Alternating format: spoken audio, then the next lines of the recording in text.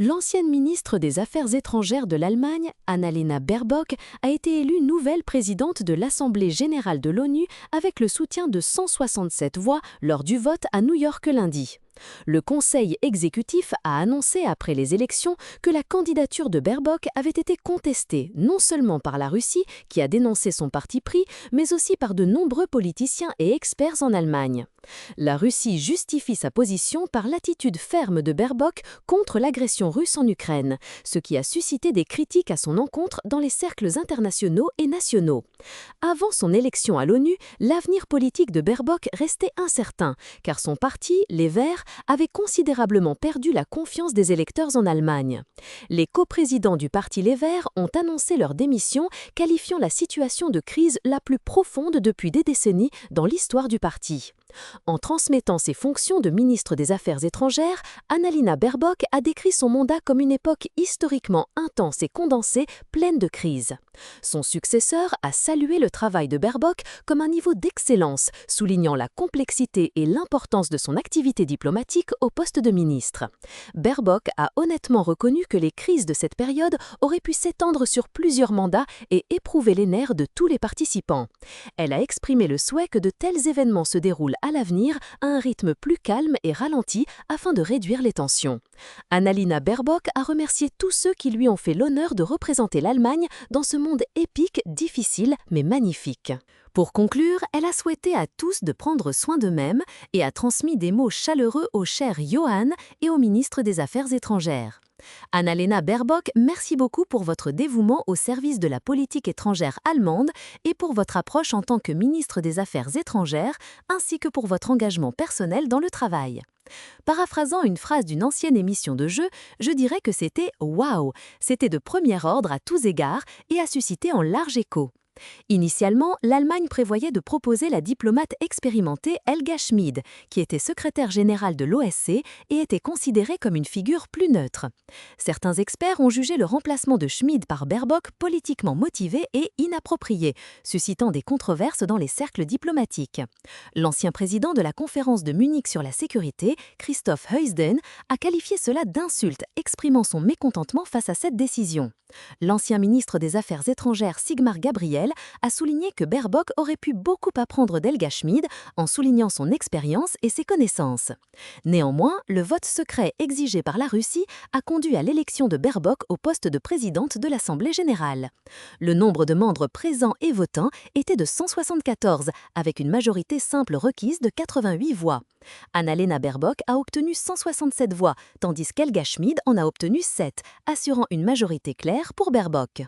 Ayant obtenu la majorité nécessaire, Madame Annalena Baerbock d'Allemagne a été élue présidente de l'Assemblée générale lors de la 80e session. Au nom de l'Assemblée, je félicite son Excellence pour son élection et exprime un profond respect et soutien.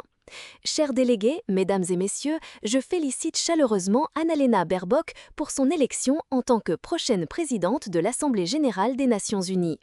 Il est symbolique que cette élection importante ait lieu lors de cette année mémorable, la 80e de l'Assemblée générale. La direction de l'Assemblée est confiée à une personne à l'engagement inébranlable envers la coopération multilatérale. Madame Baerbock a été ministre fédérale des Affaires étrangères de l'Allemagne en une période difficile de l'histoire. Son expérience dans la conduite de la diplomatie en période d'instabilité mondiale sera extrêmement précieuse pour l'Assemblée. Sa vision inspirante est « mieux ensemble ». Aucun pays ne peut seul relever les défis sévères de notre époque. Les défis mondiaux sont immenses et nécessitent des efforts conjoints.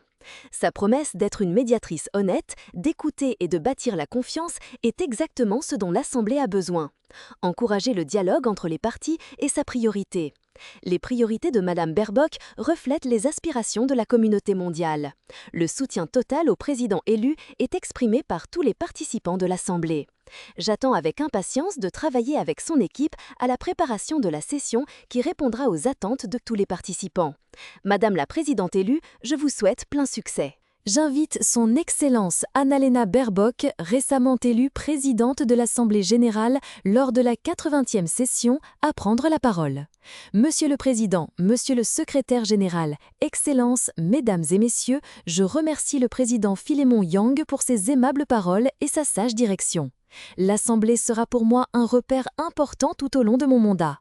Votre Excellence, chers collègues, merci pour votre soutien et la confiance que vous m'avez accordée. C'est un grand honneur et une responsabilité pour moi de vous servir tous et de présider l'Assemblée générale lors de sa 80e session. Je promets d'être un médiateur honnête pour tous les États. Lors du dialogue interactif informel, je servirai les 193 États membres en tant que figure unificatrice et médiatrice digne de confiance. En tant que présidente de l'Assemblée générale, je mènerai un dialogue fondé sur la confiance mutuelle et le respect envers tous les États et membres de l'organisation. Ma porte sera toujours ouverte à chacun. Moi ensemble est le thème de ma présidence, qui guidera mon travail à la tête de l'Assemblée générale. Je suis reconnaissante que ce thème trouve un écho dans le cœur de tant d'entre vous. Les visiteurs de l'Assemblée générale ne passent pas par des portes vitrées, mais par un couloir étroit au 3e étage. Dans ce couloir, ils sont accueillis par une citation de Dag Hammarskjöld, deuxième secrétaire général de l'ONU. L'Organisation des Nations Unies n'a pas été créée pour conduire l'humanité au paradis. Elle a été créée pour sauver l'humanité de l'enfer. C'est un puissant rappel du sens de l'existence de l'organisation, fondée sur l'expérience de la Seconde Guerre mondiale. La réponse aux horreurs de la guerre a été une vision commune, non pas un paradis sur Terre, mais l'espoir et l'aspiration à la paix, aux droits de l'homme et au droit international. Cette vision soutient la coexistence pacifique des États et le respect des normes internationales qui sont à la base du travail des Nations Unies. Nous vivons une époque difficile, marchant sur un fil d'incertitude. Le 80e anniversaire des Nations Unies nous rappelle les épreuves traversées et la nécessité d'efforts conjoints aujourd'hui. Notre vision commune et les principes inscrits dans la Charte de l'ONU unissent différents peuples et régions malgré la diversité des points de vue et des événements passés. En tant que président de l'Assemblée générale, je m'engage à défendre la Charte en me concentrant sur ce qui nous unit plutôt que sur ce qui nous divise, car ensemble, nous sommes plus forts. La 80e session de l'Assemblée générale sera un moment décisif pour l'Organisation des Nations Unies, actuellement sous une énorme pression politique et financière. Plus de 120 conflits armés rappellent que la mission de l'ONU, sauver les générations des calamités et de la guerre, reste inachevée. La réalisation des objectifs de développement durable est impossible sans des actions audacieuses, ambitieuses, accélérées, justes et transformatrices comme prescrit dans le Pacte pour l'avenir.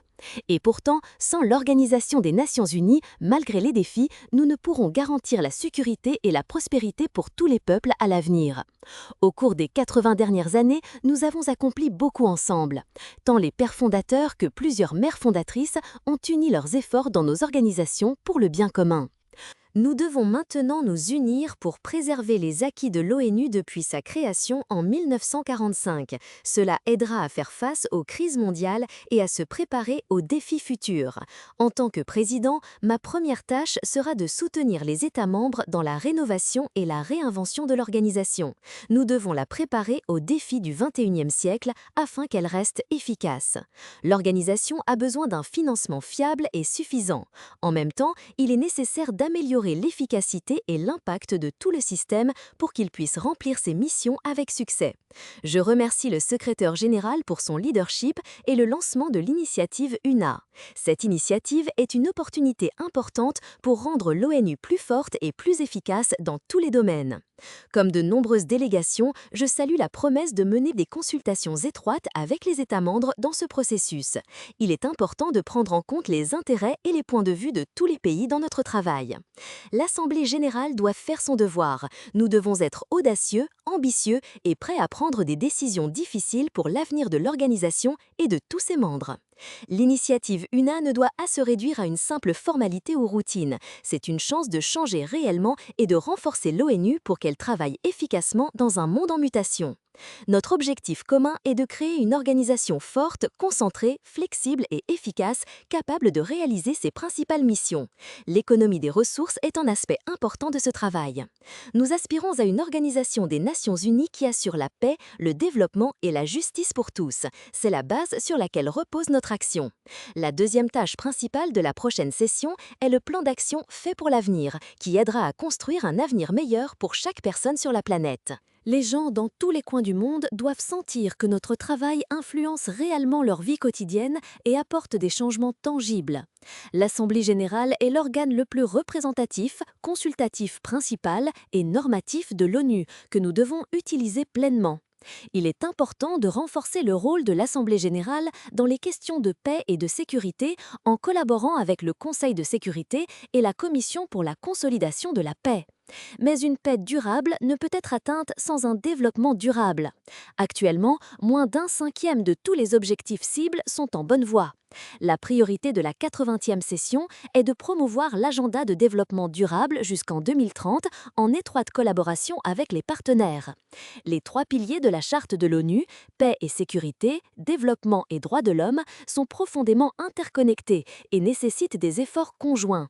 Le respect du droit international, des droits de l'homme et du droit international humanitaire est nécessaire pour atteindre la paix, la prospérité et la dignité de chaque personne. Mieux ensemble, c'est un jeu d'équipe où chacun joue un rôle important pour atteindre des objectifs communs et créer un monde juste. Ma troisième priorité est une organisation des Nations Unies ouverte à tous. La diversité de l'Assemblée générale est notre force principale et un lieu unique pour tous les peuples du monde. Chaque pays a sa place et sa voix. En tant que président, je m'efforce de prendre en compte tous les points de vue et de rendre l'Assemblée véritablement inclusive et représentative. Je vous suis très reconnaissante pour votre soutien. Monsieur le Président, Votre Excellence, Mesdames et Messieurs, 80 ans plus tard, notre monde est loin d'être parfait. Mais c'est notre monde et notre tâche est de rendre l'Organisation des Nations Unies capable d'agir à l'avenir, prête à respecter la Charte et à apporter des résultats concrets à tous. C'est un grand honneur pour moi de travailler avec vous tous dans cette tâche difficile. Ensemble, nous sommes plus forts et pouvons accomplir davantage. Merci à vous. Ce qui a suscité des questions, c'est que dans son discours, la présidente élue de l'Assemblée générale n'a pas mentionné l'Ukraine, mais a mis l'accent sur la transparence, l'inclusivité et la diversité. Mais est-elle prête à défendre ces valeurs compte tenu des particularités culturelles et religieuses des autres pays? Par exemple, la visite de Baerbock en Syrie musulmane a suscité des débats. En janvier 2025, beaucoup ont perçu le pantalon blanc moulant d'Annalena Baerbock comme un défi aux coutumes et traditions locales du pays. Le refus du leader du pays, Ahmed al-Shara, de lui serrer la main a été vu comme une possible réponse à son comportement et une protestation contre son style vestimentaire.